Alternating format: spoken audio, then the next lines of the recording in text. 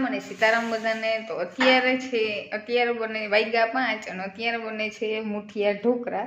અને એની સામગ્રી હું અત્યારે તો જે લોટ બંધાય એટલે હું એની સામગ્રી કહું. જુવારના, ઘણા લોકો બાજરાના, ઘઉંના અને ચણાના મિક્સ કરે, પણ આ જુવારના એક જુવારનો જ લોટ છે અને બાકી બધા મસાલા નાખ્યા જે ઘરના નાખવાના હોય તે. ચટણી, મીઠું, ધાણા જીરું, આખું જીરું આ બધું નાખ્યું.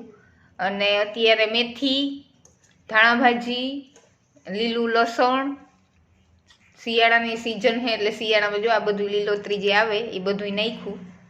અને હવે લોટ બંધાશે.